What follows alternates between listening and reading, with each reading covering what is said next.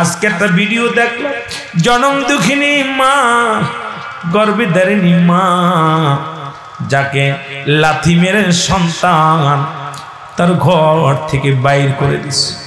বারবার মা মাপ চায়, কিন্তু কোনো অজুহাত শোনে না। তাকে ধাক্কা দিয়ে ফেলে দিয়া মায়ের রক্ত ঝরায়, গা দিয়া রক্ত ঝরায়। অথচ রাসূল বলছে, ছেলেরা শোন, তোমাদের মা বাবা, ও মুসলমান, তোমাদের মা বাবা যখন বুড়া হয়ে যায়, যখন বুড়ি হয়ে যায়, খবরদার তোমরা তোমার মাকে বুড়ি বলো না, তোমার বাবাকে বুড়ো বলো না। কারণ তোমার মা বাবারে বুড়া বুড়ি বলবা না। যেমন তোমাদের ছোট্ট মানুষ গুড়ার গুড়ি, যেমন ছোট্ট মানুষ ভুল করে, তারা অনেক কিছু ভুলে যায়। তোমাদের মা বাবা যখন মুরব্বী হয়ে যাবে, ওরা অনেকই রকম ভুল করবে, তোমাদের মতো ভুল করবে। খবরদার টু শব্দ করো না তোমার আব্বা মার সঙ্গে, জোরে জোরে চিল্লায় বলা যাবে না মারহাবা। মদিনার মাটি মাটি, বাংলাদেশের মাটিও মাটি। মদিনার মাটিতে গায়ে লাগলে গুনাহ ঝরে যায়, বাংলাদেশের মাটি গায়ে লাগলে চুলকানিরও হয়। মদিনার বুকে একখানা পাথর আছে, যে পাথরের মধ্যে চুমা দিলে গুনাহ ঝরে যায়। আর বাংলাদেশে পাথরের মধ্যে চুমা দিলে প্রস্রাবের গন্ধ পাওয়া যায়। আজকের এই গতকালকে এই বাগানটা ছিল একটা ধানের খেত, গতকালকে ছিল একটা মাঠ। আজকে কোরআন হাদিসের খাতিরে, ওলামা একরামের খাতিরে জান্নাতের বাগান, সেটা হলো রিয়াজুল জান্নাহ, বেহেশতের বাগান। আগে হলো বেহেশত, তারপরে হলো বাগান। আর দুনিয়ার মধ্যে আম গাছ, জাম গাছ, কদবেল, পেয়ারা, যত ফলের গুণে গাছের পরিচয়, তদ্রুপ আগে হলো জান্নাত, তারপরে হলো আগে হলো বেহেশত, তারপরে হলো বাগান। আর জান্নাতের বাগানে বসবে কারা?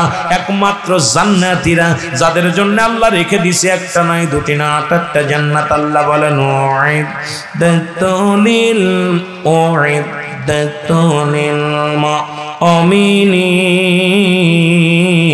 মুমিনিন। আল্লাহ বলে মুমিনদের জন্য, মুত্তাকিনদের জন্য আমি আল্লাহ একটা নয়, দুটি নয়, 8টা জান্নাত প্রস্তুতি করে রাখলাম। আর এই জান্নাতের বাগানে বসবে একমাত্র জান্নাতীরা। জোরে জোরে চিল্লায় বলেন ঠিক কিনা? এ দুনিয়ার মুসলমান,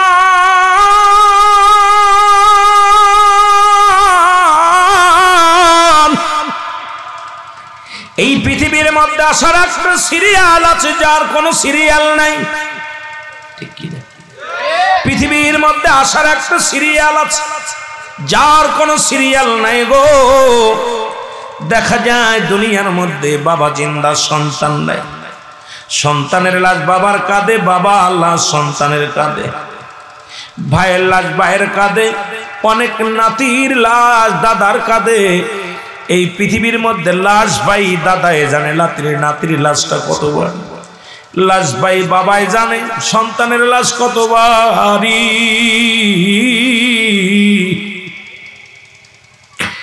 হে মুসলমান শুনে নাও, আমি প্রায়টা মাহফিলের মধ্যে বলি, পৃথিবীর মধ্যে আসার একটা সিরিয়াল আছে, যার কোনো সিরিয়াল নেই। মানুষের মৃত্যু হয় 2টা টাইমে, একটা হলো রাতের বেলা, একটা হলো দিনের বেলা। ও মুসলমান শোনো, দিন শেষ করেছি, মৃত্যুবরণ করি নাই। রাত শুরু করেছি, এখনো মৃত্যুবরণ করি নাই। রাত শেষ করতে পারবো কেউ বলতে পারি না। কারণ রাতের অন্ধকারে কত মানুষ নামাজগত অবস্থায় মারা যায়, কত মানুষ ঘুমের ঘরে মারা যায়, কত মানুষ সড়ক দুর্ঘটনায় মারা যায়, কত মানুষ রাস্তাঘাটে মুসলমান স্ট্রোক করে মারা যায়, কত মানুষ বুড়া হয়ে মরে, কতজন যুবক হয়ে মরে, কেউ দুনিয়ার মধ্যে আগমন করে মরে, কেউ মায়ের গর্ভে থেকেই মরে। এ মুসলমান, এই মরণের পেয়ালা পান করতে হবে, এর মধ্যে কোনো সন্দেহ নাই। জোরে বলেন ঠিক কিনা? আর একটু জোরে বলেন ঠিক কিনা? হয় আজ না হয় কাল, পৃথিবীর মা ছেড়ে চলেই যেতে হবে। এই জন্য আমি বারবার মাঝে মাঝেই বলি, এ দুনিয়ার মুসলমান,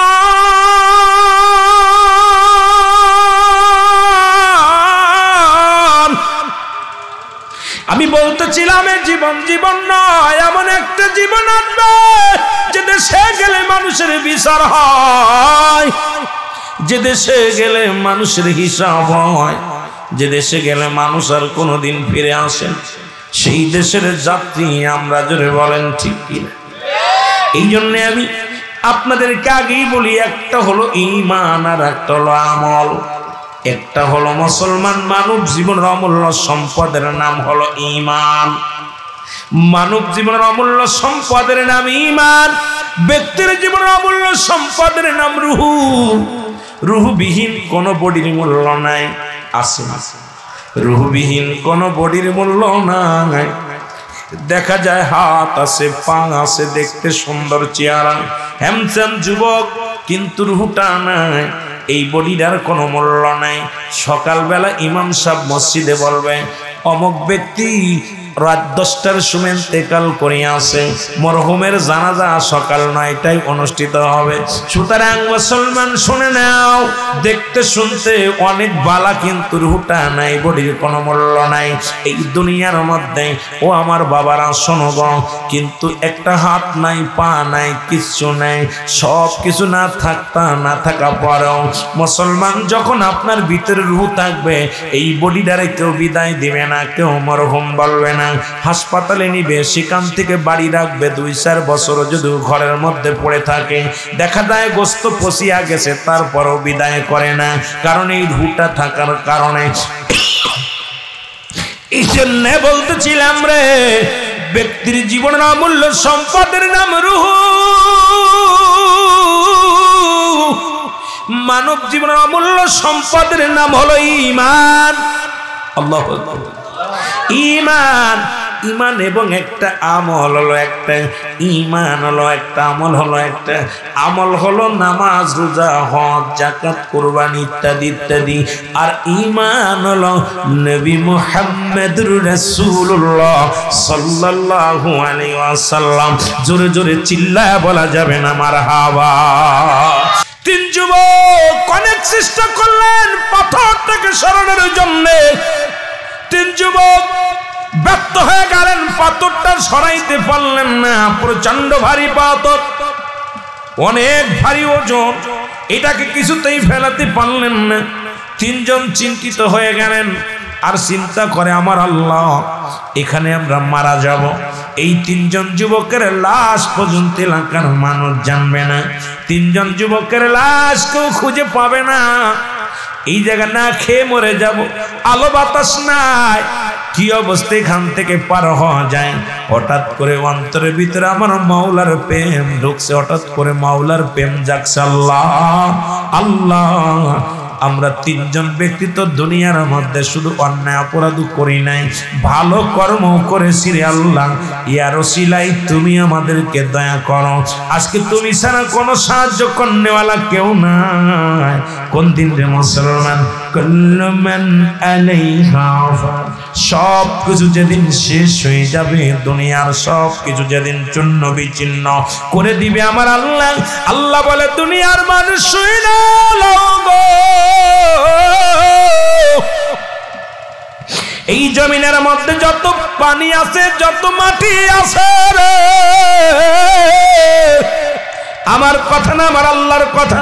কুল্লু মান আলাইহা ফান, সব শেষ করে দিবে কে?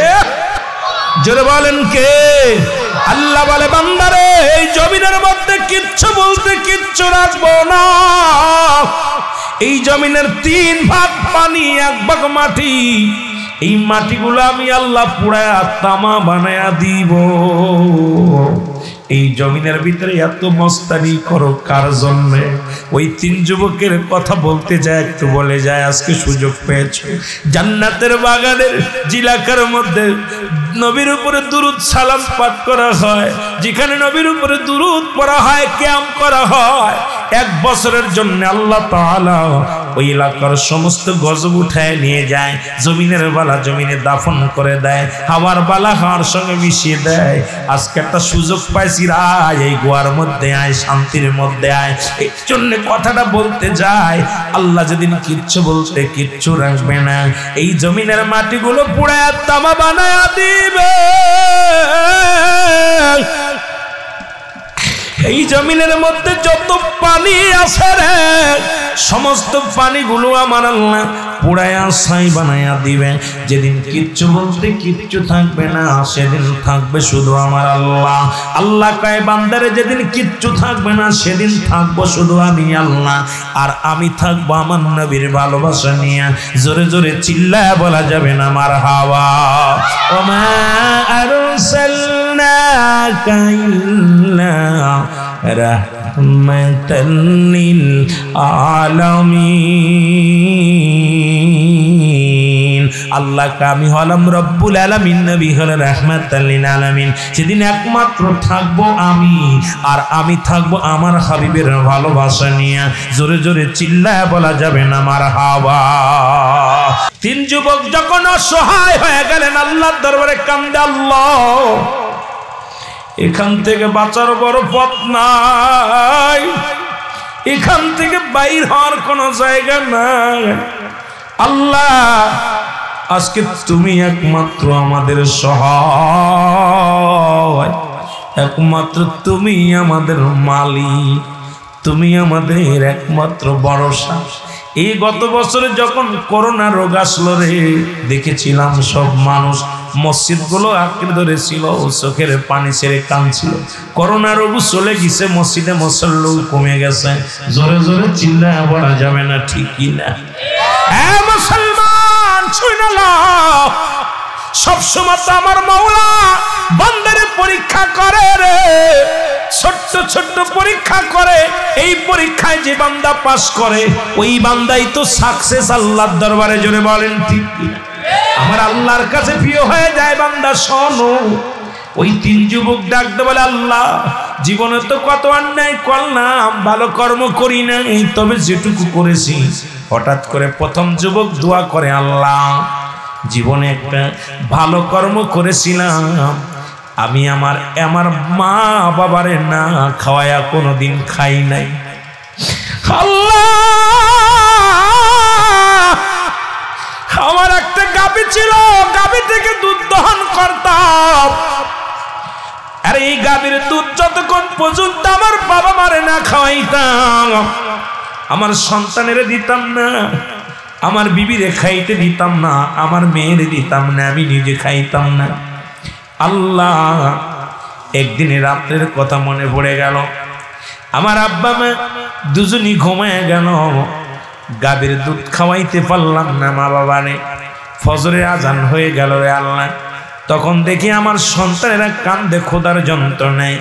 আমি আমার মা বাবারে না খাওয়াইয়া সন্তানের মুখে খাবার দিই নাই। সারা রাত বলে অপেক্ষা আছি, আমার আব্বা কখন খাবে, আমার মা কখন খাবে। কান্দে চোখের পানি ছেড়ে কান্দার ডাকতে বলে, মালিক ওই দিনটাই রাত্রের কথা আমার মনে পড়ে যায় রে। আমার জনম দুঃখিনী মা আমার বাবারে আমি না খাইয়া আমি সন্তানের মুখে আমার বিবির মুখে খাবার তুলে দিইনি। আল্লাহ আল্লাহ ওই ওসিলায় তুমি আমাদের এখান থেকে একটু উদ্ধার করো। আল্লাহ আমি তো আমার মা বাবার অনেক ভালোবাসতাম, আমি আমার মা বাবা ছাড়া কিছু বুঝতাম না। আল্লাহ এ আল্লাহ তুমি আমার ওই দিনটার খাতিরে, যেহেতু আমার মাকে আমি ভালোবেসেছিলাম, বাবাকে ভালোবেসেছিলাম, তাদের খেদমত করেছিলাম, ওই খেদমতের ওসিলায় তুমি আমার এই গুহা থেকে বাইর করে দাও। সঙ্গে সঙ্গে পাথরখানে একটু সরে গেলেন। যুবক লক্ষ্য করলেন পাথরটা যেটুকু সরেছে এখান থেকে বাইর হওয়া সম্ভব নয়। এবার দ্বিতীয় যুবক দোয়া করে, আল্লাহ জীবনে আমিও তো কত অন্যায় করেছি, তবে একটা ভালো কর্ম করেছি। আল্লাহ আল্লাহ ও আমার আল্লাহ, জীবনে আমার স্বাস্থ্য বোনের প্রতি আমি লালসিত হয়ে গেছিলাম। আল্লাহ জীবনে দয়া করে মায়া করে মালিক গো, এত রূপ জৈবন দেখে আমি পাগল হয়ে গেছিলাম। তাকে বারবার আমি কুপ্রস্তাব দিয়েছিলাম, কিন্তু সে রাজি হয় নাই। একদিন তিনি অভাবের মধ্যে পড়ে গেলেন, আমার কাছে ধন্না দিলেন। আমি বললাম তোমার অভাব পুরা করে দিব, তোমার বিনিময়ে আমার কাছে থাকা লাগবে। তখন সে আমার কাছে থাকার জন্য রাজি হলো। আমিও তাকে সম্পদ দিলাম। যখন সে আমার সঙ্গে মিলিত হবে তখন বলেছিল তুমি তোমার মাওলারে ভয় করো। যখন আল্লাহর কথা বলেছিল আমি ওই যুবতীর গার উপরে থেকে লেগে পড়েছিলাম। আমি অন্যায় করি নাই, জিনা করি নাই রে আল্লাহ। ও আল্লাহ, ওদিন তো যখন তোমার নামটা বলেছিল তখন আমি ভয় পেয়েছিলাম আল্লাহ। তোমার এই কুদরতি নাম শোনার সঙ্গে সঙ্গে আল্লাহ আমি জিনার কাছ থেকে ফিরে এসেছি আল্লাহ। ওই আমলটা যদি তোমার দরবারে কবুল হয়ে যায়, ওই দুয়ার ওসিলায় রে আল্লাহ তুমি আমাকে এখান থেকে একটু আল্লাহ যাওয়ার ব্যবস্থা করে দাও। একটু পাথর সরে গেছে, জোরে জোরে চিল্লায় বলা যাবে না মারহাবা, জোরে জোরে চিল্লায় বলা যাবে না আল্লাহু আকবার। এ মুসলমান গভীর মনোযোগ। দ্বিতীয় ব্যক্তি দোয়া করলো গো, একটু পাথর সরে গেছে। তৃতীয় ব্যক্তি আবার দোয়া করে আল্লাহ আমি অন্যায় করেছিলাম, একটা ভালো কর্ম করেছি আল্লাহ, একার ওসিলায় তুমি আমাকে একটু দয়া করো। সঙ্গে সঙ্গে পাথরটা একটু সরে গেছে রে মুসলমান। এবার তিনজন বাইর হয়ে আইয়া, তিনজন একত্রিত হইয়া আমার আল্লাহর দরবারে শুকরিয়া আদায় করে আল্লাহ তোমার মহিমা, তোমার নীলা বোঝা বড় দায় রে আল্লাহ। তুমি সারা সাহায্যের মালিক কেউ নাই, তুমি সারা দেওয়ার মালিক কেউ নাই রে আল্লাহ। তুমি সারা বাঁচানোর মালিক কেউ নয়, তুমি সারা খাওয়ানোর মালিক কেউ নাই। তুমি সব করো, তুমি সব জানো গো আল্লাহ। আমি গুনাহগার, আমি পাপী, আমি নালায়েক রে আল্লাহ। তুমি আমাকে দয়া করো রে আল্লাহ। মুসলমান গভীর মনোযোগ। এই জন্য আদম নবী দোয়া করেছিল যখন বিপদে পড়েছিল, রব্বানা যালামনা আনফুসানা। আমার রব্বানা যালামনা আমার আল্লাহর দরবারে দোয়া করেছিল আদম আলাইহিস সালাম, এ আমার আল্লাহ তুমি আমারে ক্ষমা করে দাও। আদম নবী কেঁদেছিল আল্লাহর দরবারে। পৃথিবীর মধ্যে কোন ঈমানদার যখন বিপদে পড়ে যায় রে, সঙ্গে সঙ্গে আল্লাহর কাছে সাহায্য চায়, আল্লাহর কাছে প্রার্থনা করে মুসলমান। আর আল্লাহর কাছে কোনো ব্যক্তি চাইতে যদি পারে, আমার আল্লাহ তারে খালি হাতে ফিরায় দেয় না। জোরে বলেন ঠিক কিনা? আর একটু জোরে জোরে চিল্লায় বলা যাবেন আল্লাহু আকবার। আর একটু জোরে জোরে চিল্লায় বলা যাবেন আল্লাহু আকবার। এই জন্য আমি যাইতেছিলাম যেদিকে রে মুসলমান, পৃথিবীর মধ্যে আসার একটা সিরিয়াল আছে যার কোনো সিরিয়াল নাই। ওই জায়গা থেকে ফিরে আসলাম, হঠাৎ করে দিকে চলে আসলাম। পৃথিবীর মধ্যে তিনটা বিপদ। নাম্বার 1 হলো মানুষের মরণ, নাম্বার 2 হলো কবর, নাম্বার 3 হলো কিয়ামতের ময়দান। একটার পর একটা বিপদ রে মুসলমান শুনে নাও। 1 নম্বরে হলো মরণ। এই পৃথিবীর মধ্যে কত রাজা, কত বাদশা, ফিরাউন, নমরুদ, কারণ যারা খোদাই দাবি করেছিল কেউ পৃথিবীর মধ্যে নাই। কত এমপি, কত মন্ত্রী দুনিয়ার মধ্যে আগমন করলো, কত টাকাওয়ালা, কত বাড়িওয়ালা।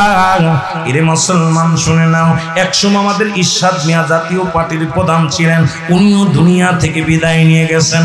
এই রকম হাজার হাজার বড় বড় নেতা আসলো দুনিয়ার মধ্যে, তারাও বিদায় হয়ে গেছে। মুসলমান কোথায়? মুসলমান শুনে নাও, আমাদের যিনি বঙ্গবাদান মুসলমান মুজিবুর রহমান সাহেব, উনিও বিদায় নিয়ে, বঙ্গবন্ধু বিদায় নিয়ে গেছেন। মুসলমান জিয়াউর রহমান বিদায় হয়ে গেছে। এই রকম ফিরাউন, নমরুদ, কারণ যারা বড় বড় নেতা ছিল তারাও পৃথিবীর মধ্য থেকে বিদায় হয়ে গেছে। পৃথিবীর 4 জন প্রতাপশালী বাদশা ছিল, তারাও বিদায় হয়ে গেছে। যাদের কদ্দ পৃথিবীর ক্ষমতা আল্লাহ তাদের দান করেছিল, মুসলমানদের মধ্যে 2 জন। একজনের নাম হলো বাদশা নমরুদ, আর একজনের নাম হলো বাদশা মুসলমান শুনে নাও, আর একজনের নাম হলো বুকতানসর। এরা ছিল 2 জন হলো কাফেরদের মধ্যে। আল্লাহ তাদেরকে অধিক ধন সম্পদের মালিক বানিয়ে দিয়েছিল। এই বাদশা নমরুদ শেষে খোদাই দাবি করেছিল, এই আল্লাহর সঙ্গে যুদ্ধ ঘোষণা করেছিল। আর মুসলমানদের মধ্যে 2 জনকে আল্লাহ ক্ষমতা দিয়েছিল। একজনের নাম হলো নবী সুলাইমান আলাইহিস সালাম। আল্লাহ তাকে এই অর্ধ পৃথিবীর তার শাসন করার দায়িত্ব তারে দান করেছিল।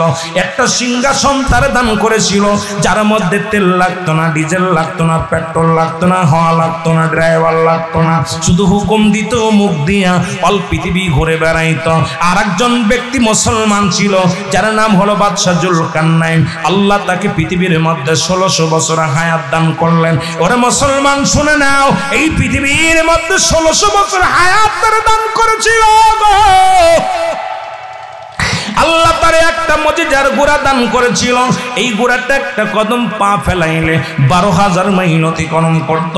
এই বাংলাদেশটা 12,000 মাইল হবে না। সুতরাং নবী অমুসলমান বাদশাহ জুলকারনাইনের ঘোড়া বাংলাদেশে পা রাখাই লাগতো না। এতটা এই ঘোড়াটা দিয়া পৃথিবীর মধ্যে 2 বার ভ্রমণ করেছে। লম্বা ছিল সেই লোকটা 48 হাত লম্বা। যারা মক্কা মদিনায় গেছেন হাজী ভাইয়েরা, মক্কা মদিনা থেকে উত্তর দিকে একটা মহকাম আছে আলেকজান্ডারিয়া স্মৃতি শহর বলা হয়। এই শহরের মধ্যে বাদশাহ জুলকারনাইনকে শুয়ায় রাখা হয়েছে। এখানে একখানা সাইনবোর্ড লাগানো আছে, এখানে লেখা আছে আমি জুলকারনাইন সামান্য সীমিত হায়াত পাইলাম, আমি খোদার বন্দেগী করতে পারি নাই। তোমরা এই সুযোগ ছেড়ো না। 1600 বছর হায়াত পা যদি বলে সামান্য, আর আখির নবীর উম্মতের হায়াত করে হলো 70 বছর। তাই তো কত মস্তানি, কত বাহাদুরি, কতই না লাঞ্ছনা, কতই না গঞ্জনা। শরিয়াত ছেড়ে দিয়া চলাফেরা করো, তরিকাত ছেড়ে দিয়া চলাফেরা করো, হাকিকত ছেড়ে দিয়ে চলাফেরা করো। একবার মরণের চিন্তা করো না। এদের কল্লা দুনিয়া থেকে নিয়ে গেছে। যেই জন্য বললাম ফিরাউন, নমরুদ, কারুন যারা খোদাই দাবি করেছিল তারাও দুনিয়ার মধ্যে নাই। আপনার এলাকায় বড় টাকাওয়ালা বাড়িওয়ালা মানুষ ছিল, তারাও দুনিয়া থেকে বিদায় হয়ে গেছে। অনেকের কবর উপরে দিয়ে কুত্তা শেলে পায়খানা করে, অনেকের কবর উপরে দিয়া গরু ছাগলে ঘাস খায়। ওই কবর থেকে খেদানোর মতো ক্ষমতা আল্লাহ তারে দেয় নাই। এই রকম আমিও আপনি একদিন চলে যাব। আমার নাম নিশানা থাকবে না, আপনার নাম নিশানা থাকবে না। ওই যাবার আগে ইবাদত করার দরকার আছে কি না? এ দুনিয়ার মুসলমান,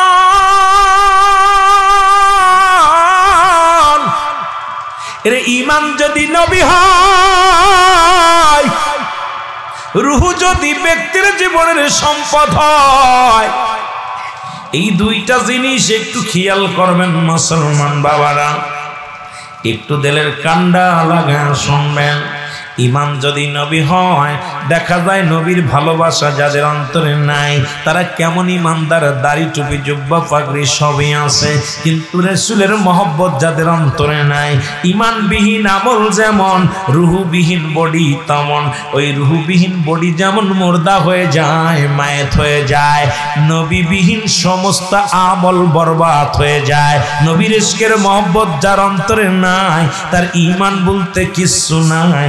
নবীর প্রেম ভালোবাসা যার অন্তরে যতটুকু, তার ঈমান বলতে ততটুকু। জোরে জোরে চিল্লায় বলেন ঠিক কিনা? এ মুসলমান গভীর মনোযোগ, মন দিয়া খেয়াল করে শুনে না নাও। এই জন্য নবী বলতেছে, অনেকে বলে নবী আমগের মতো মানুষ গো। নবী বলেন হায়াতি খায়রুল লাকুম, আমার হায়াতের জিন্দেগিটা, সুবহানাল্লাহ বলেন না, আর একটু জোরে বলেন। নবী বলেন আমার হায়াতের জিন্দেগিটা আমার উম্মাতের জন্য কল্যাণকারক। ওফাতি খায়রুল লাকুম, আমার ওফাতটাও উম্মাতের জন্য বড় কল্যাণকারক। এখন নবী আসছে, মিলাদুন নবী পায়াও আমরা অনেক খুশি, আবার নবীর ওফাতেও আমরা খুশি, কারণ নবীজি তো উম্মাতের জন্য বিদায় নিছে। নবী বলেন মায়াতি খায়রুল লাকুম, আবার ওফাতি খায়রুল লাকুম। ভালো করে খেয়াল রাখবেন মুসলমান, শুনে নাও।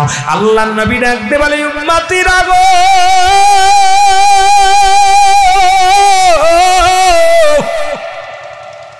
এই দুনিয়ার মধ্যে আমি নবী আগমন করলাম আমার উম্মতের জন্য কল্যাণ স্বরূপ। কারণ শরিয়াত, তরিকত, হাকিকত, মারিফাত যেখানে থাকাবেন সেখানেই নবী। এ মুসলমান, কোন দিকে নবীরে বাদ দিবেন রে মুসলমান? ব্যবসার মধ্যে নবী, রাজনীতির মধ্যে নবী, কর্মের মধ্যে নবী, ধর্মের মধ্যে নবী। এ মুসলমান, সাংসারিক জীবনে নবী, শরিয়াতের মধ্যে নবী, মারিফাতের মধ্যে নবী, হাকিকতের মধ্যে নবী। ও মুসলমান, তরিকাতের মধ্যে নবী। নবী বাদ দাও, কেমনে বাদ দিবা নবীরে? নবী কই উম্মতিরা রে, আমি নবী দুনিয়ার মধ্যে আগমন করলাম, এটা আমার উম্মতের জন্য কল্যাণ স্বরূপ। তার কারণ হলো আমি নবী আমার উম্মতের সঙ্গে কথাবার্তা বলেছি, আমি আমার উম্মতের সঙ্গে চলাফেরা করেছি। এই জন্য আমার দেশের কিছু মাওলানা ভাই কয় নবী আমগার মতো মানুষ। আরে মানুষ শুনি না নাও, নবী আমগার মতো নয়। নবীরা হলো গুনাহ থেকে মুক্ত, আমরা গুনায় যুক্ত। নবীরা হলো মাসুমের মাসুম, আমরা হলাম গুনাহ মার্কা মানুষ। জোরে জোরে চিল্লায় বলা যাবে না, ঠিক কিনা? এই হাদিসটারে টাইনা নিয়া আমার দেশের অনেক ওলামা একরাম কয় নবী আমগার মতো মানুষ। আহা, ওফাতি কইরুল্লাহ। আমার নবী কয় আমার ওফাতটা আমার উম্মতের জন্য কল্যাণকারক গো, কারণ আমি নবী দুনিয়া থেকে বিদায় হয়ে গেলাম। আমি নবী দুনিয়া শরিয়াত থেকে বিদায় নিয়ে পর্দার আড়াল হয়ে গেলাম। এটা আমার উম্মতের জন্য বড় কল্যাণকারক। এই জন্য কল্যাণকারক আমি নবী। ও মুসলমান শুনে নাও, পৃথিবীর মধ্যে যদি কোনো উম্মত ভালো কর্ম করে, আমি নবী আমার আল্লাহর দরবারে প্রশংসা করি উম্মতের হইয়া, আল্লাহ অমুক গ্রাম অমুক ব্যক্তি নামাজ রোজা হজ যাকাত ইত্যাদি ইত্যাদি ভালো কর্ম করে, আমি আমার মাওলার দরবারে প্রশংসা করি। আবার কোন উম্মতিরা যদি গুনাহের কাজ করে, আমার নবী কয় আমার উম্মতিরা শোনো, আমি আমার মাওলার দরবারে ইস্তেগফার করি, আল্লাহ অমুক গ্রামে অমুক ব্যক্তি গুনাহ করেছে, তারে তুমি ক্ষমা করে দাও। আমি অমুকের তরফ থেকে ক্ষমা চাইলাম, ইস্তেগফার করলাম, তুমি তারে মাফ করে দাও। এমন নবীর উম্মত হইলাম, অন্যায় করি আমি মাফ চাই আমার নবী রে। মুসলমান আমার বাবারা দিলের কান্ডা লাগা শুনে নাও, অন্যায় করে ছেলে মাফ চাই বাবা, অন্যায় করে গ্রামের ছেলে মাফ চাই চেয়ারম্যান মেম্বার যাইয়া। আরে আখিরি নবী উম্মত পায়া কত খুশি আমরা। ভুল করি আমি ক্ষমা চাই আমার নবী, সেই নবীর পক্ষে থাকার দরকার আছে কিনা? জোরে জোরে চিল্লা বলেন আছে কিনা? মহব্বতের সঙ্গে দুরূদ শরীফ পড়েন আল্লাহুম্মা।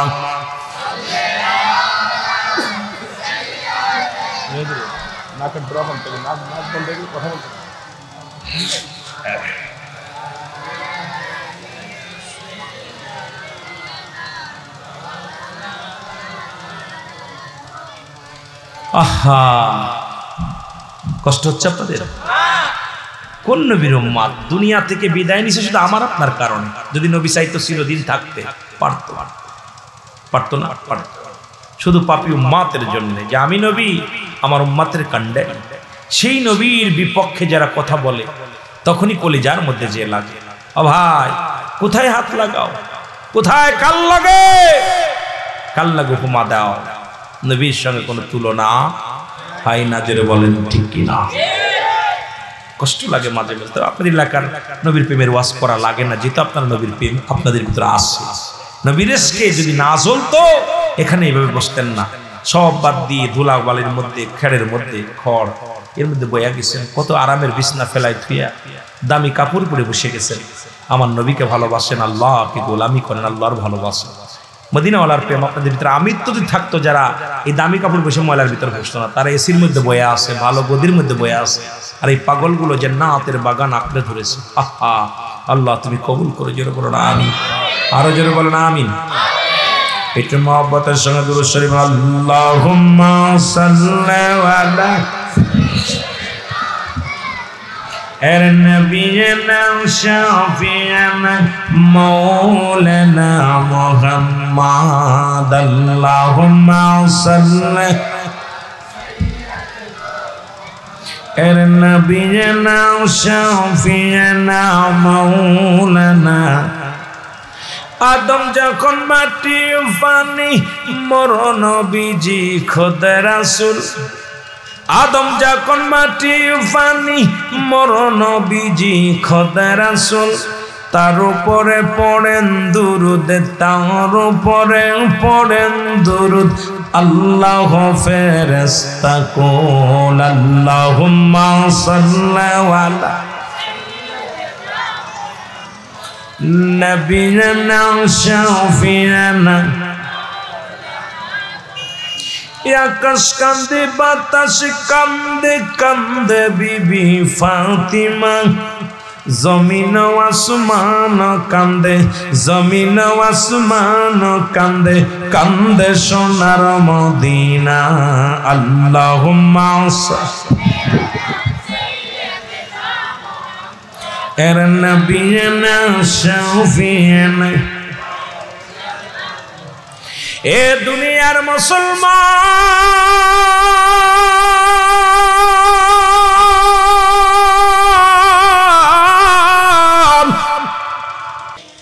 এ যুবক বন্ধুরা গভীর মনোযোগ। আল্লাহ তাআলা দয়া করে মা করে রিয়াজুল জান্নাহ বেহেশতের বাগানে আসার মতো সুযোগ দান করল, বসার মতো সুযোগ দান করল। এখনো সময় কত মানুষ জেলখানায়, এখনো সময় কত মানুষ হাসপাতালে, কত মানুষ মৃত্যু শয্যায় সজ্জিত, কত মানুষ শুধু শুধু ঘোরাফেরা করে। আল্লাহ তাআলা দয়া করে মায়া করে রিয়াজুল জান্নাহ বেহেশতের বাগানে আপনাকে আমাকে আসার মতো বসার মতো সুযোগ দান করল। উচ্চ কণ্ঠে আওয়াজ দিয়ে চিল্লায় বলেন আলহামদুলিল্লাহ। বান্দা যখন রিয়াজুল জান্নাহ বেহেশতের বাগানের দিকে রওনা হয়ে যায়, প্রতিটা কদমে কদমে আমার আল্লাহ সগীরা গুনাহগুলো মাফ করে দেয়। কি গুনাহ মাফ করে দেয়? একটু জোরে বলেন, কি গুনাহ মাফ করে দেয়? সগীরা গুনাহগুলো মাফ করে দেয়। প্রতিটা কদমে কদমে বাড়ি থেকে যখন রওনা দিছেন ওই জান্নাতের বাগানে যাব, দুয়ার মাহফিলে যাব, সঙ্গে সঙ্গে এক একটা কদমে কদমে আপনার সগীরা গুনাহগুলো মাফ হয়ে গেছে। এ মুসলমান, আমরা শুধু সগীরা গুনাহ করি নাই, পদে পদে করছি কবিরা গুনাহ। নামাজ ছেড়ে দেয়া কবিরা গুনাহ, মিথ্যা বলা কবিরা গুনাহ, বেগানা মহিলার সঙ্গে দেখা দেয়া কবিরা গুনাহ, বেগানা পুরুষের সঙ্গে দেখা দেয়া কবিরা গুনাহ। ঠিক কি না? এত গুনাহ করলেন, সবচেয়ে বড় গুনাহ হলো মিথ্যা বলা। এই কবিরা গুনাহগুলো করলাম আল্লামা কুতুবী রাহমাতুল্লাহ বয়ান করে, দুনিয়ার মানুষ শোনো, যদি কোথাও জান্নাতের বাগানের সংবাদ শুনতে পাও, ওই জান্নাতের বাগান খানা আঁকড়ে ধরে বান্দা যখন কবরের ভয়ে জাহান্নামের ভয়ে খাস তওবা করে আল্লাহ বলে ডাক দেয়, আমার আল্লাহ দুনিয়া দুনিয়া গুনাহগুলো মাফ করে দেয়। জোরে বলা যাবে না মারহাবা? সুযোগ কত! কিয়ামত পর্যন্ত কোন নবী আইব না, কিয়ামত পর্যন্ত তওবার দরজা খোলা। ঠিক কি না? কিয়ামত পর্যন্ত তওবার দরজা খোলা, কিয়ামত পর্যন্ত কোন নবী আইব না। আমার ভাইরা, আমার বন্ধুরা আমার, সুতরাং একটা সুযোগ পাইলাম জান্নাতের বাগানে বসে গুনাহ মাফের একটা জায়গা পালাম। জীবনে কত গুনাহ করলাম, জীবনে কত গুনাহ করেছি কেউ বলতে পারি না। একবার চক্ষু দুইটা বন্ধ করে দেখো মুসলমান, এই 50 বছরের জিন্দেগি, 60 বছরের জিন্দেগি ভরে কত অন্যায় করেছো তুমি দুনিয়ার বুকে। এই অন্যায় থেকে যদি ক্ষমা না নিয়া, এই অন্যায়গুলো যদি মাপ না নিয়া দুনিয়া থেকে বিদায় হয়ে যাও, জাহান্নাম ছাড়া কোনো গতি নাই। জোরে বলেন ঠিক কিনা? আল্লাহুম্মা সাল্লি আলা নবিয়িনা শাফিয়ানা মাওলানা মুহাম্মদ। এই আওয়াজটা ঠিক করে তো, আল্লাহুম্মা সাল্লি মুহাম্মাদান নবিয়িনা শাফিয়ানা। উড়ে যাও রে রাতের হাওয়া, যাও রে জোড়ে মদিনায়, উড়ে যাও রে রাতের হাওয়া, যাও রে জোড়ে মদিনায়। এই গোলামের সালাম খানি, এই আশিকের সালাম খানি পৌঁছাই দিও রওয়া যায়। আল্লাহুম্মা সাল্লি আলা এর নবিয়িনা শাফিয়ানা। এ দুনিয়ার মুসলমান,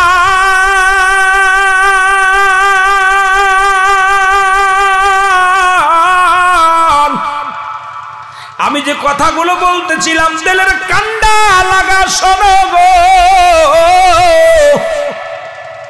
একটু মহব্বতের সঙ্গে দুরূদ শরীফ পড়েন। আল্লাহুম্মা জোরে জোরে। ওয়ালা আলি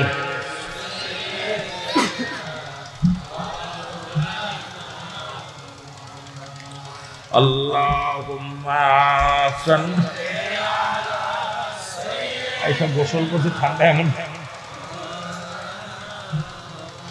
ওয়ালা আলি সাইয়্যিদিনা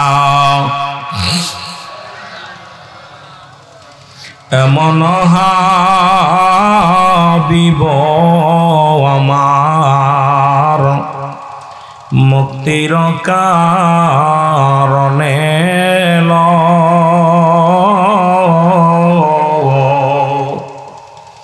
এমন হাবিব আমার মুক্তির কারণে ওফাতের পড়ে নবীজি পাপীদেরকে না ভুলিল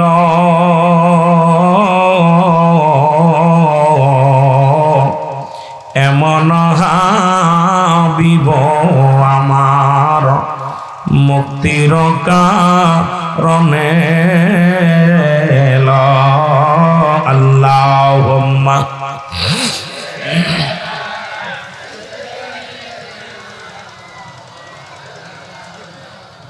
ওয়ালা আলি এ মুসলমান গভীর মনোযোগ দ্বিতীয় নাম্বার যুবক যখন আল্লাহর দরবারে হাত উঠা দিছে গো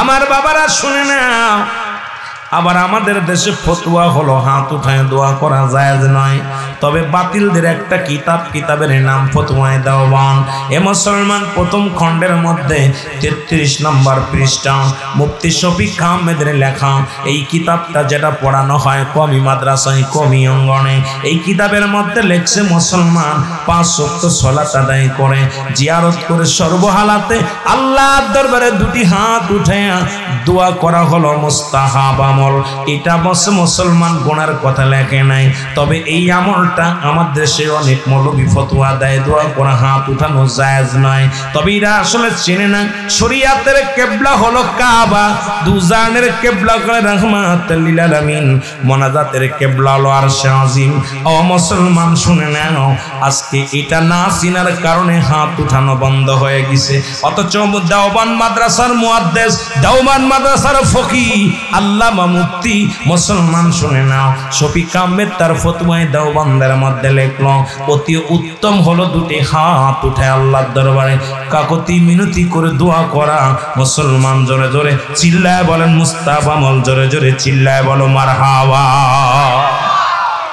হাত উঠাইবে শেখানো দোষ ওয়াজ করতে গেলে খালি ডালপালা বাইর হয়ে যায় এক কান ডাল কাটলে যেমন অনেকগুলো শাখা বাইর হয়ে যায় ওয়াজিরা বক্তা ওয়াজ করতে গেলে এদিক থেকে দৌড় মারে ওদিক থেকে দৌড় মারে কন্ট্রোল রাখা বড় কষ্ট হয়ে যায় কথা বুঝলেন একটা কথা বলতে গেলে যখন একটা ডাল কাটলে সেই ডাল থেকে অনেকগুলো পালা ছাড়ে যদি কোন ঠিক কিনা পালা ছাড়ে না ঠিক বক্তাদেরও একই অবস্থা ওয়াজ করতে গেলে যাইতেছে এক লাইন হঠাৎ করে আরেক লাইনে চলে যায় তবুও কন্ট্রোল রাখা রাখবে ও দেখা যাক মূল কোন দিকে মূলের দিক যাইতে পারলে আলহামদুলিল্লাহ একটু মহব্বতের সঙ্গে দুরূদ শরীফ পড়েন আল্লাহুম্মা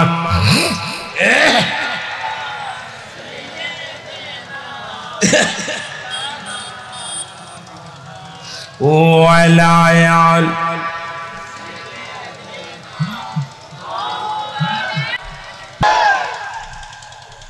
কত দামিওয়ালা মানুষ যাদের ভয়ে মানুষ থরথর করে কাঁপতো কত গাড়ির মালিক বাড়ির মালিক আজকে কবরে শুয়ে আছে অনেকের কবরের অস্তিত্ব পর্যন্ত নাই যেটা বলে ঠিক কি না অনেকের কবরের অস্তিত্ব পর্যন্ত নাই অনেকের বাপ মা চেনে না মরার পরে 7 সন্তানের পিতামাতার প্রতি 14টা হকের 7টা হক হলো ইন্তেকালের পরে পিতামাতার হক কয়টা 7টা আর মোট 14টা হক এর মধ্যে একটা হলো সওয়াব রেসানি করা আরেকটা হলো আপনার মাগফিরাত কামনা করা সর্বশেষ যেটা বলতেছেন নবীজি সেটা বলতেছেন তোমরা তোমাদের পিতামাতার জন্য সদা সর্বদাই বেশি বেশি জিয়ারত করা আমার মন বলে না আমরা অনেক ছেলেরা মাসকে মাস চলে যাব্বা মার কবরে পাশে দাঁড়াই না যদিও ওই রমজান মাসের রোজার শেষে তারা আপনার ওই ঈদের নামাজ শেষ করে আসার পথে কেউ কেউ দাঁড়ায় মুসল্লিরা দাঁড়ায় এই মুসল্লিরা দেখছি একটু দোয়া করে এ মুসলমান এই দোয়াটা করতে চাই না।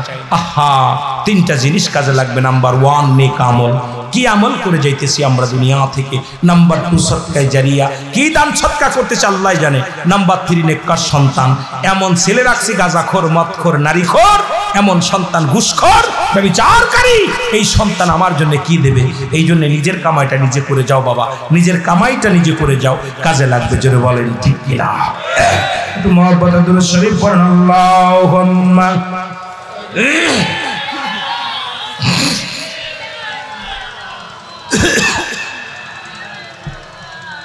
ওয়ালা আলি সাইয়্যিদিনা। আরো জোরে বলেন আল্লাহুম্মা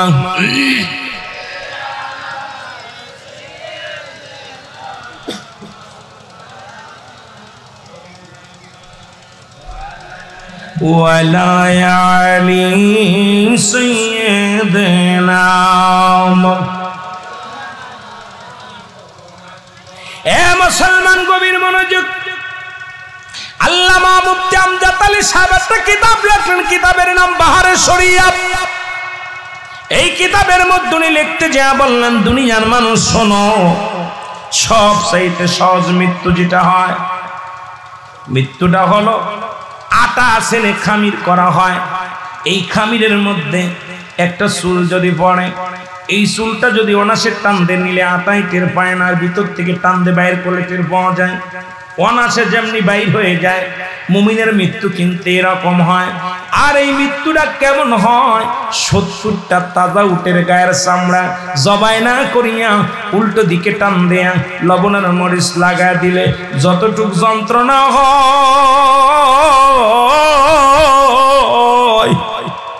এর চাইতে 70 গুণ যন্ত্রণা হলো মুসলমান মৃত্যুটা সহজ। এখন যারা মরণকালে পায়খানা করে দেয় রে, যারা মরণের কালে প্রস্রাব করে দেয়, মরণের সময় অনেকের জিহ্বাটা বড় হয়ে যায়, মরণের সময় অনেকের চোখ দুটি বড় বড় হয়ে যায়, একটা অঙ্গ পড়ে যায়, অনেকের হাত পা বেঁকা হয়ে যায়। কত চেষ্টা করে চোখ দুটি বন্ধ করতে পারে না, কত চেষ্টা করে মুখটা বন্ধ করতে পারে না। আল্লাহ, এত কঠিন মৃত্যু কখন কারে দিয়া দিবা আল্লাহ? এই দুনিয়ার মধ্য থেকে যারা বিদায় হয়ে, সবারই বিদায় হতে হবে। একমাত্র স্রষ্টার মৃত্যু নাই, সৃষ্টির মৃত্যু আছে। যেহেতু আমরা সৃষ্টি বলে আল্লাহ সৃষ্টির জগতের মধ্যে আমরা পড়েছি, নিশ্চিত মৃত্যু হবে, এর মধ্যে কোনো সন্দেহ নেই। এই সহজ মৃত্যু যদি এত কঠিন হয়, কঠিন মৃত্যুটা কত কঠিন হয়। আমার মরণ শিবে কখন কেউ তো জানি না, আমার মরণ এ আমি চলে যাব, আমায় তোমরা ভুইলা যাইও না, আমি চলে যাব, আমার মরণ আসিবে কখন কেউ তো জানি না, আমার মরণ আসিবে। আরো জোরে বলেন, আমার মরণ আসিবে।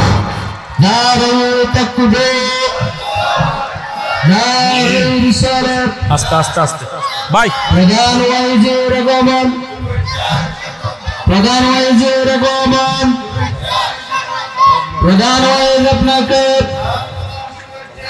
মাহফিল কমিটির পক্ষ থেকে সম্মানিত উপস্থিতি। আস্তে আস্তে। আলহামদুলিল্লাহ, আলহামদুলিল্লাহ বলেন।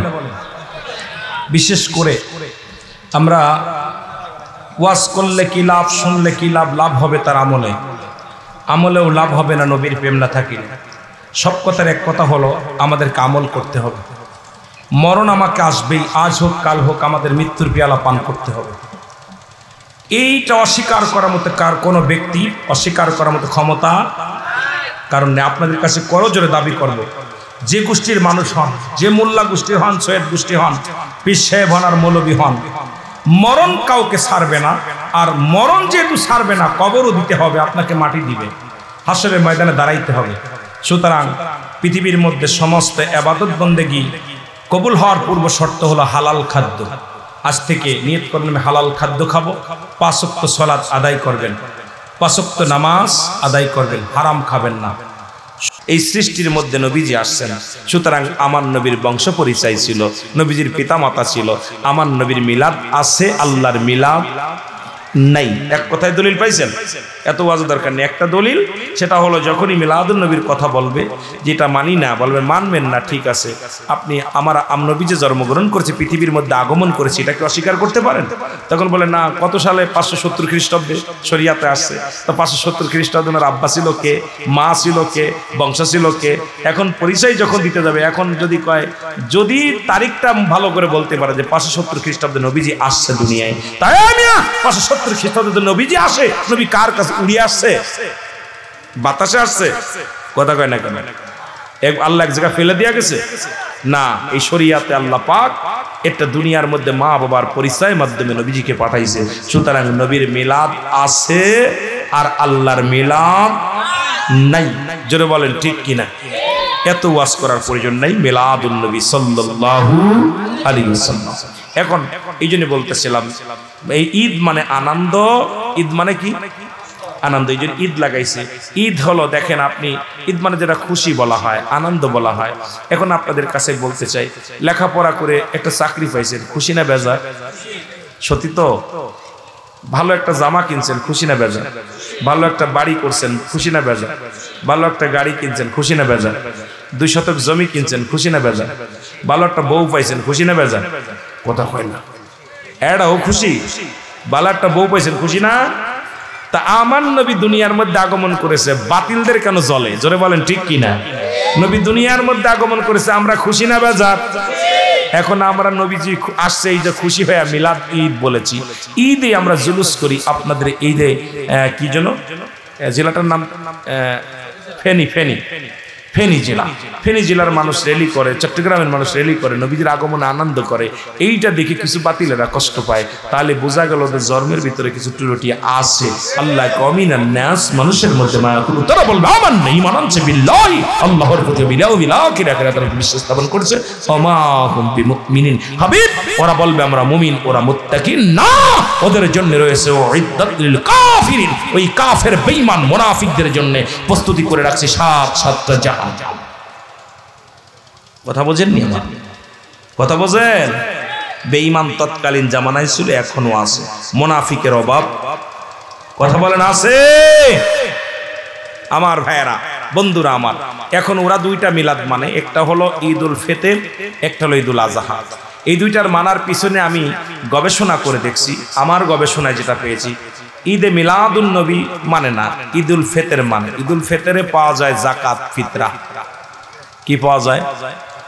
এই যে ছোট ছোট মাসুম বাচ্চাগুলো রাস্তায় নামায় দেয়, ছোট ছোট মাসুম বাচ্চা। আমার একটা মাদ্রাসা আছে, মা আমিনা সিদ্দিকিয়া মডেল মাদ্রাসা। কথা বুঝেননি? আপনাদের থেকে যে টাকা নিই, হাদিয়া নিই, সেখান থেকে 40 শতক জমি কিনেছি, বিশাল মাদ্রাসা করেছি। আপনাদের টাকা নিয়ে চাউল ডাউল কিনে তাদের খাওয়ায়। কিন্তু আমরা যে মাদ্রাসায় পড়ে, একসময় আমিও পড়েছি, সকালবেলা হলে, শুক্রবার হলে ব্যাগারটা ধরাই দিত, হুজুর ভিক্ষে করতে যেতাম। কথা বুঝেননি? তো এই ভিক্ষে করা মাদ্রাসা থেকে লেখাপড়া করে আমরা রাসূলের দুশমনি করি, নবীর মিলাদ মানি না। দেখা যায় ওই ঈদুল ফিতরে পাওয়া যায় যাকাত, ফিতরা। ঈদুল আজহায় পাওয়া যায় চামড়া, গরুর চামড়া, মেশির চামড়া, আপনার বকরির চামড়া। এইগুলো এখন বাংলাদেশ সরকারকে সাধুবাদ জানাই যে এখন আপনার গরুর চামড়া কেউ কেনে না, ছাগলের চামড়া কেউ চেনে না। জোরে বলেন ঠিক কিনা? বাজার এখন ধস, চামড়া ব্যবসায়ীদের লস। জোরে কোন ঠিক কিনা? আগেতে খালি যেখানে সেখানে লেখা থাকতো আপনার মূল্যবান চামড়ার টাকাটা আমাদের লিল্লা বোর্ডিং এ মাদ্রাসায় দেন, আপনাদের মহামূল্যবান কুরবানির চামড়া। এখন আর এইগুলো পাওয়া যায় না। একটা পোস্টার টানাইতে লাগে 10 টাকা, একটা ছাগলের চামড়া বিক্রি হয় 5 টাকা, লস হয়ে যায়। কথা কন ঠিক কিনা? ব্যবসায় লস। এটা আপনাদের দিকে কেমন জানি না, তবে আমাদের দিকে আছে। তাহলে বোঝা গেল এই বাতিলদের মধ্যে 2টা দল, এরা ওই ঈদুল এই দুইটা মানে। আর ঈদে মিলাদুন্নবী উদযাপন যখন ফেনীর মানুষ করে, পকেটের টাকা খরচ করে র্যালি করে, মানুষকে মিষ্টি খায়, খাওয়া দাওয়া করে, কষ্ট করে, রাসূলের আগমনে আমরা আনন্দিত হয়ে মিছিল করি, পকেটের টাকা খরচ করে মানুষকে মেহমানদারি করি। জোরে বলেন ঠিক কিনা, আরো জোরে বলেন ঠিক কিনা। এরা দিতে রাজি নাই, নিতে রাজি। দিবা কয় সুবহানাল্লাহ, নিবা আলহামদুলিল্লাহ। কথা বুঝিনি? এই হাতটা সবসময় ভালো লাগে, এই হাতটা ওরা পছন্দ করে, এই হাতটা বেশি পছন্দ করে। ওই জাতি দেখবেন যে জাতি মিলাদুন্নবী মানে না, ওই জাতির এই হাতটা বেশি চলে। আর যে জাতি মিলাদুন্নবী মানে, এই জাতির এই হাতটা চলে। কারণ দান খয়রাত করতে এরা ভালোবাসে, আর ওরা দান খয়রাত নিতে ভালোবাসে। জোরে বলেন ঠিক কিনা, আরো জোরে বলেন ঠিক কিনা। আমার ভাইয়েরা, এই জন্য আমি আপনাদেরকে বলে যাই, এত লম্বা আলোচনা না, যেহেতু ঈদে মিলাদুন্নবীর মাস না, তবু যেহেতু কাগজটার মধ্যে দেখলাম, এই জন্য কিছু কথা জবাব দিলাম যে আমরা আমার নবীর মিলাদুন্নবী আমরা উদযাপন করি। সর্বপ্রথম আমি তো আশ্চর্য হয়ে গেছি, আপনারা সবাই যখন দুইটা ঈদ বলেছেন, আমি আর মাথা খারাপ হয়ে গেছে। কয় কি? যে এলাকার মধ্যে এত বড় ঈদে মিলাদুন্নবী পালন হয়, সেই এলাকার মানুষ দুইটা ঈদ বলে, এটা দুঃখ। আবার মাহফিল করে ঈদে মিলাদুন্নবী, কয় মাহফিল দুইটা ঈদ না। আল্লাহু আকবার বলেন না, একটু মহব্বতের সঙ্গে দুরূদ শরীফ পড়েন। আল্লাহুম্মা